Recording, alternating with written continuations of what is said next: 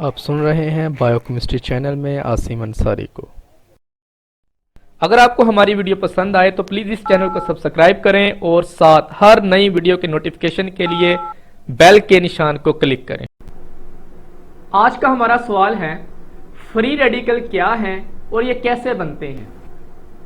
Free radicals ऐसे atoms या atoms के मजमूए होते हैं जिन पर ताक इलेक्ट्रॉन्स मौजूद होते हैं। फ्री रेडिकल्स ऐसे एटम्स या एटम्स के मजमूए होते हैं जिन पर ताक इलेक्ट्रॉन्स मौजूद होते हैं। फ्री रेडिकल्स आर एटम्स और group of atoms possessing odd number of electrons.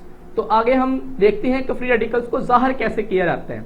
Free radicals को जाहिर करने के लिए मुतलका एलिमेंट के सिंबल पर एक डॉट सा लगा दिया जाता है, एक नुक्ता सा वहां पे लगा दिया जाता है। मिसाल के तौर पे हाइड्रोजन के ऊपर देखो एक डॉट लगा हुआ है, यहाँ पे Cl के ऊपर एक डॉट लगा हुआ है, यहाँ CH3 में C के ऊपर देखो एक छोटा सा डॉट लगा हुआ है। तो ये जो फ्री रेडिकल्स होते हैं इनके अंदर इलेक्ट्रॉन्स ताक में मौजूद होते हैं।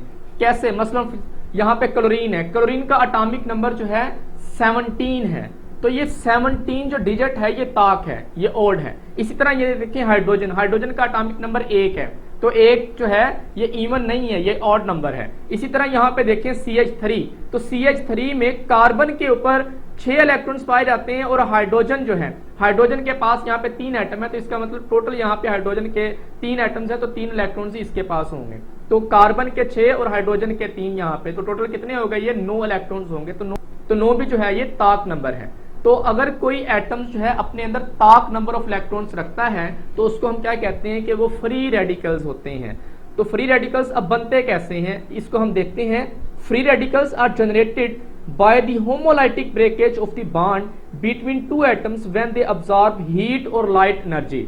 फ्री रेडिकल्स पैदा करने के लिए दो एटम्स के दरमियान मौजूद इलेक्ट्रॉन्स की मुसावियाना तकसीम की जाती है। मिसाल के तौर पे मैं कहता हूं क्लोरीन का एक मॉलिक्यूल, क्लोरीन के एक मॉलिक्यूल में क्लोरीन के 2 एटम्स हैं, तो उन 2 एटम्स के दरमियान इलेक्ट्रॉन्स की आपने मुसावियाना तकसीम करनी है। तो क्लोरीन के मॉलिक्यूल में टोटल 34 इलेक्ट्रॉन्स हैं, आपने 2 हिस्सों में इलेक्ट्रॉन तकसीम करने हैं, तो हर एक हिस्से के पास इलेक्ट्रॉन्स कितने आएंगे? 17 इलेक्ट्रॉन आएंगे। जब आप 2 एटम्स के दरमियान इलेक्ट्रॉन्स की मुसावियाना तकसीम करते हैं तो हर एटम के पास जो है ताक नंबर ऑफ इलेक्ट्रॉन्स जो है वो आ जाते हैं।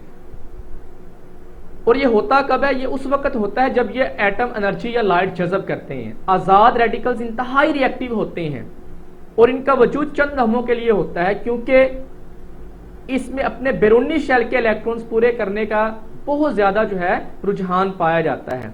जब आप सूरज की रोशनी इसको देंगे तो Cl2 जो है क्लोरीन का एक मॉलिक्यूल जो है ये क्लोरीन के 2 एटमों में कन्वर्ट हो जाएगा। तो हर एक एटम के पास मुसावियाना इलेक्ट्रॉन्स आएंगे, यानी कि ये होमोलाइटिक ब्रेकेज है।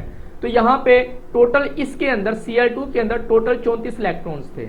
जब आप इसकी ब्रेकिंग करेंगे तो Cl के 2 एटम्स जो है ये बनेंगे और हर एक एटम के पास 17 इलेक्ट्रॉन्स आएंगे।